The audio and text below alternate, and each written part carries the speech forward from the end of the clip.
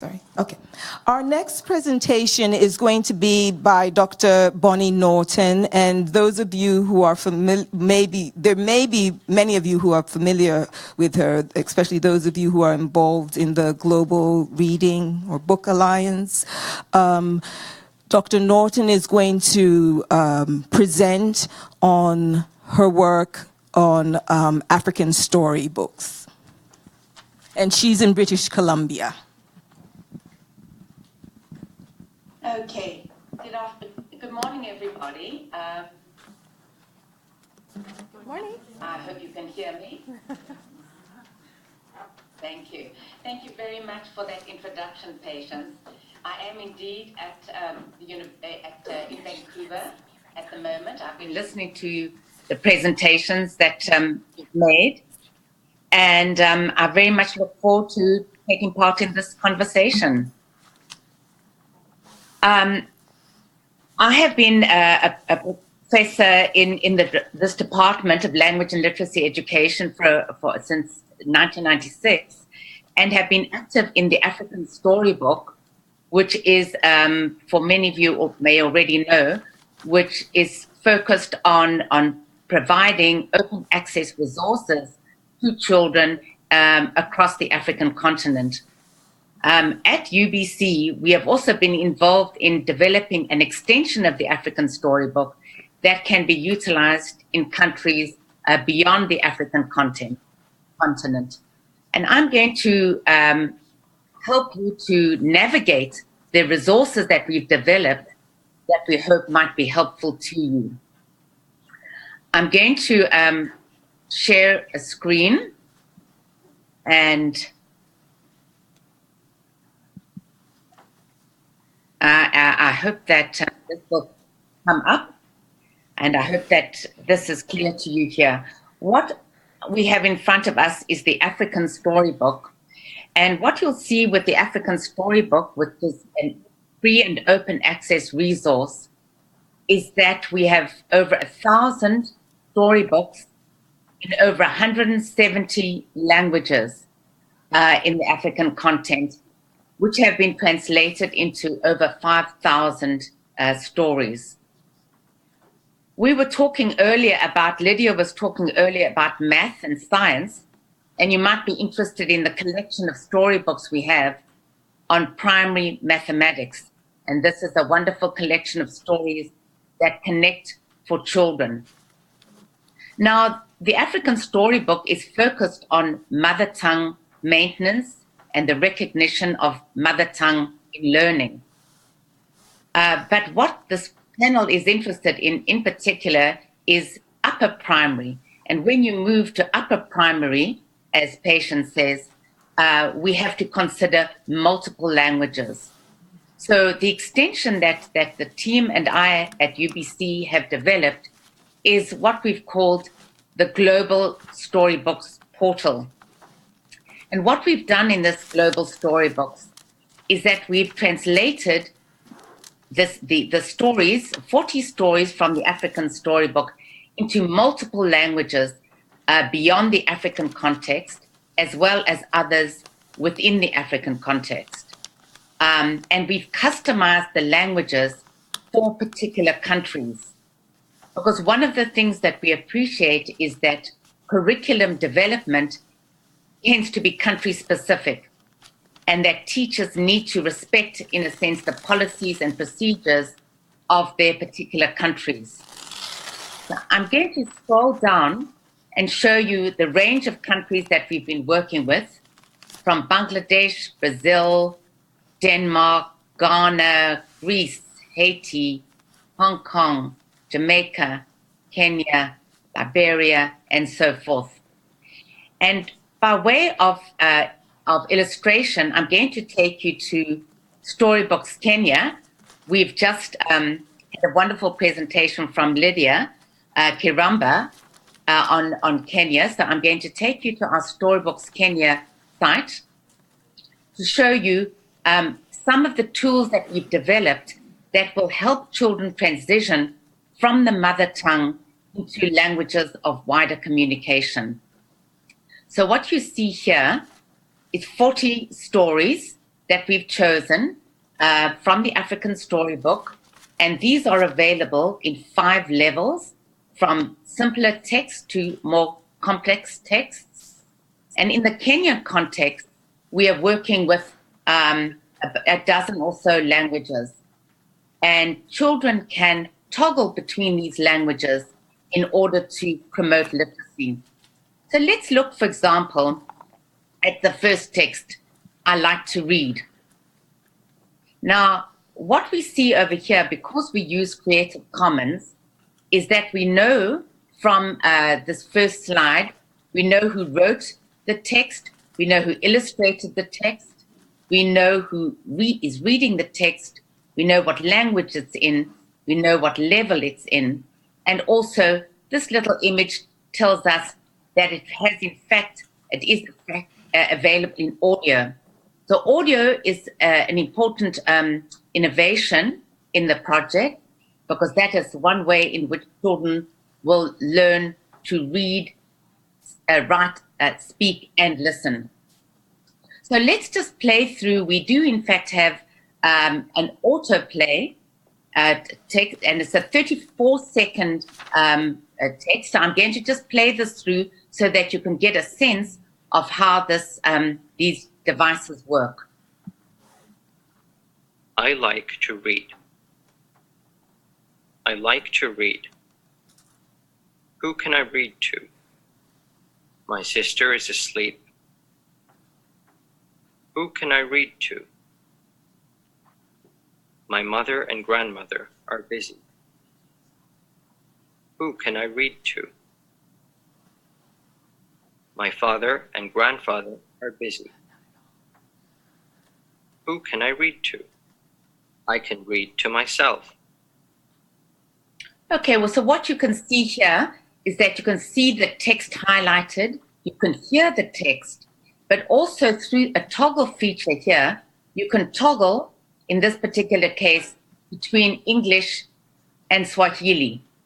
And you can move up and you can toggle again between English and Swahili. You know, we learned in the last presentation by Lydia the importance of code switching and translanguaging for the purposes of learning. So this is one way in which children can experiment with different versions of the same text in different languages. If you want to listen, for example, up at the top, we can change this language. We can change to Somali, for example. So you may have a Somali child who is transitioning to English, and let's just listen briefly to what Somali sounds like. Waxaan jeclahay inaan akhriyo. Qofkeen u akhrin karaa? And we'll also know that we can then toggle to English and understand better what those words mean. So that's the Kenyan context. But beyond the African context, if we look at, for example, Storybox Bangladesh, which is another low to middle income country, we have a similar set of practices where teachers can change from Bengali to English to Arabic. They can change the level of the story as is necessary. And just if you have a look here at, in terms of language awareness, it's very interesting to see another script, for example, and I'll pull that up. And we can see here that we have a different translator, Asma Afrin, who's in fact a PhD student here at UBC and working on our project, who in fact also read the text in Bengali. So we can just I'll just demonstrate you briefly what Bengali sounds like. আমি পড়তে পছন্দ করি। And I'll do one more. আমি কাকে পড়ে শোনাতে পারি? And we can see here that you can then also toggle to English and understand, and this can be used for bilingual teaching practices. Now, I wanted to take you to Storybooks Canada because we've been working, this is in a sense the most comprehensively developed website, because in Canada, although English and French are our official languages, we do have immigrants and refugees from many different parts of the world. And so we have translated the stories from the African Storybook into all these languages, many of which are languages of wider communication. And these are also all available in audio version. I can show you that, again, we can change the level of the story as is necessary. So I'm going to show you here, we're going to take, for example, I'll go back to the text I like to read. And one of the things that we have developed is a download option. Now, you've heard from Laurie and from Lydia how important it is to develop inquiry-based, multimodal approaches to learning. And so we've made the provision that these texts can all be downloaded in many different formats. And I'm going to show you what that looks like. So you can download one of our stories in a regular PDF, which has the image and the text. But you can also download it as a wordless PDF. And the beauty of that is that you have an image that children can work with, but they can actually write their own stories. We've got an imageless PDF for very young children too, where there might be a text and the children can, in fact, color in their own stories. We've got bilingual PDFs so that a story in 2 different languages can be made available to children, and there would be images associated with that. But we also have PDFs where there can be imageless bilingual texts, and children can draw their own pictures. Because I really do appreciate the concept of play, which is something that Laurie was mentioning, that we want, and patience as well, that we want children to maintain their love of language and also a multimodal approach to meaning making. You'll notice here that we also have booklet PDFs that make printing simpler. So I just wanted to show you that these are also other kinds of resources that might be helpful. But I want to go to the teaching. We have a teacher link over here for Storybooks Canada, because one of the points that Patience made is that the importance of linking stories to curriculum. And our whole global storybooks project is aimed at trying to make appropriate links between stories and local curricula. So what we've done, for example, with Storybooks Canada, is that we've aligned all the stories in Storybooks Canada, our project, to the curriculum. And we've shown, for example, that there may be a number. These are all the stories at down the one line, down the one table. But it shows the themes that we have in our curriculum. Like I like to read is the theme of families. Counting Animals deals with animals. And in fact, if you look to the right, the curricular competencies include language arts and social studies, whereas Counting Animals looks at mathematics and geography. Feelings connect with physical and health education. Fire looks at issues of social studies and science. So all these stories do link in meaningful ways with the curriculum. So this is true for level 1 stories, level 2 stories, level 3, level 4, and so on. Another innovation that we've been working with is the concept of high-low stories. Because older children, and this would certainly be true for children in upper primary, do not necessarily want to read children's stories. And what we've identified in our corpus of 40 stories are a number of stories where there would be high interest for older children, but low vocabulary. So if you look, for example, at the story here, it's a level 1 story, 1 or 2 short, simple sentences per page and up to 75 words. But this would still be relevant for children ages 6 to 14 years. We have Andiswe Soccer Star, a level 2 story appropriate for children 7 to 16 years. Or The Day I Left Home for the City, a level 3 story for 19 to 16-year-olds. One of the things that we're working on here also are stories for adults. And there are a good number in our corpus that would also be relevant for adults. So I'm going to take you back to Storybox Canada here to show you a little bit more about the resources that are available on the site. I'm going to just take you to look at 1 or 2 stories that might also be valuable for adults. You might look at, for example, Tom the Banana Seller. You might look at the story Decision. You might look at the story The Day I Left Home for the City, or perhaps the story Holidays with Grandmother. I want to show you other kinds of resources that are available. Just to note, for example, that we have, I think, a remarkable team.